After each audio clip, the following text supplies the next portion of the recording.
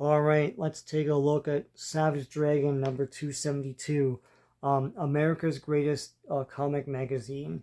Um, Probably not, but like, I've been reading these lately. I don't know. I mean, like, I know people have a lot of problems with Eric Larson, um, and a lot of people have written him off. I think that he loves comics, and I love all of the different art styles he employs and everything. But really, this comic is all about him just doing whatever the hell he wants, and whatever the hell he wants is really appealing to him, but not to everybody else. Um, this is one of the more sedate issues of this series, I would say. I mean, it's not chock a block of like the lasciviousness of the last few issues, but hold on, he gets out of his system towards the end. But here are the credits. Of course, Eric Larson has, I think, drawn every single issue. I think he went back and drew the issue he didn't draw. Um, so there you go. Uh, so Savage Dragon, of course, was one of the launch titles of, well, one of the first titles for Image back in the day. It's now heading towards the 300 mark. I don't even know if anyone buys it anymore. I did. I gave my money. I'm sorry. Um, but but yeah, in this issue, there. I mean, you're always gonna get mega action. So there's these guys that hold this one guy upside down hostage, and all the guys always look really neat. You know, Savage Dragon comes. There's a big splash page where he fights everybody. That's cool. Um, and he rescues that dude. That's pretty neat. Meanwhile, there's this whole business where um, Angel, her husband has been swapped with a guy named Glum, which is like a sort of um, pixie character in the vein of Batmite or something. So Glum is in her husband's body. Her husband is in Glum's body in Glum's universe. Here, Glum is this guy, but that's really someone else in Glum's body.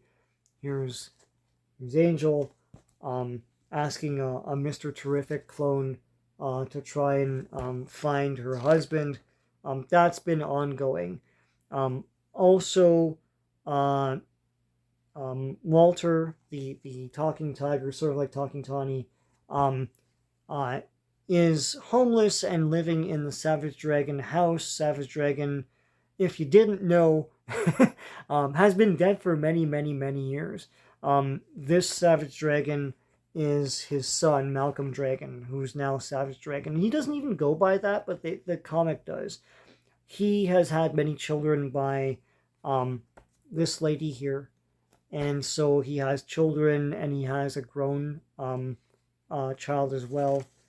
And yeah, so they all live in this like apartment or whatever. They say that it's government housing in this one. He's not the cop that his dad was.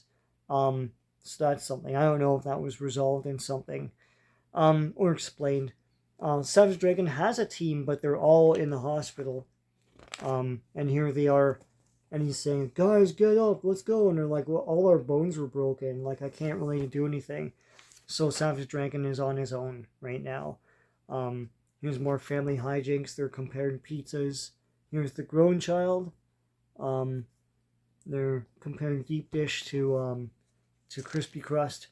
Um, and in previous issues, because Mickey Mouse went public domain, Eric Larson, of course, immediately used him for lascivious purposes in his own comic, where he was abusing um, Savage Dragon's wife and everything.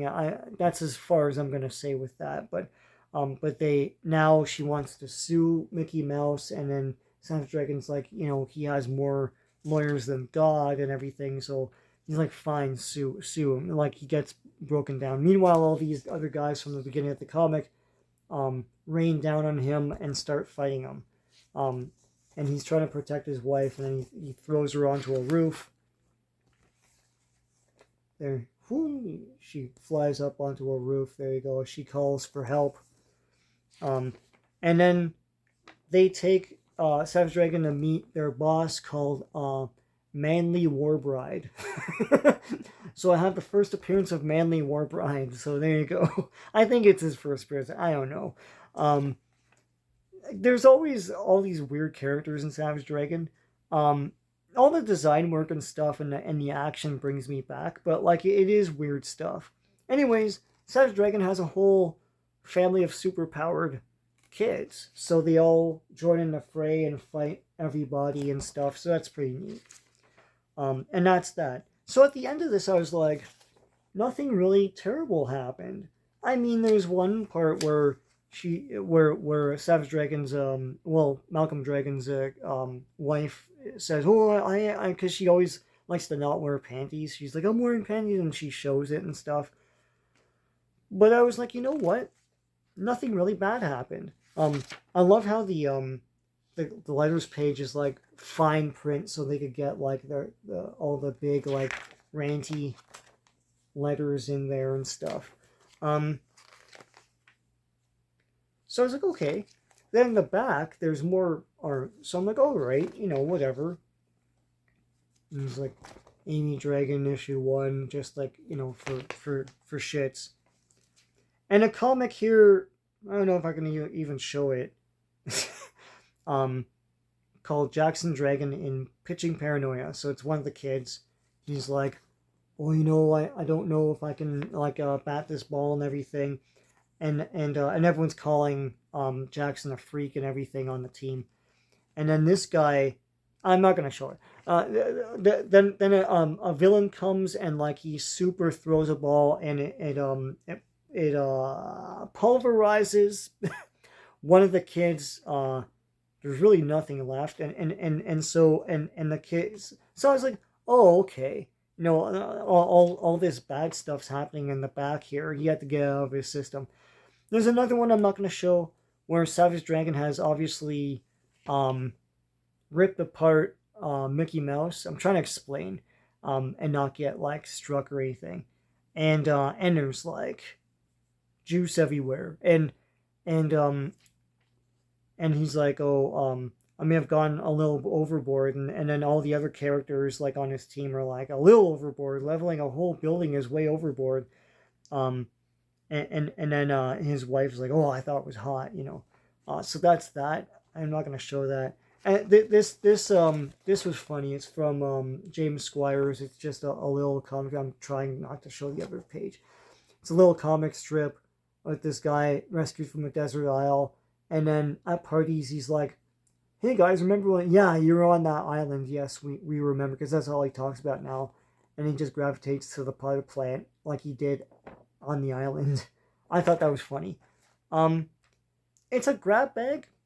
I look like all the other Savage Dragons. I'm not gonna recommend Savage Dragon, but if you're curious, you could jump on with this one. There's stuff in the back you might take offense to, but all in all, it's cool. It's really a niche of a niche, and that niche is curiosity. Morbid curiosity is the niche for Savage Dragon. So I don't recommend it, but I'll continue watching the wrecked and charred bodies of a train wreck because I think it's kind of fun. But anyway, if you like this video, please give a like.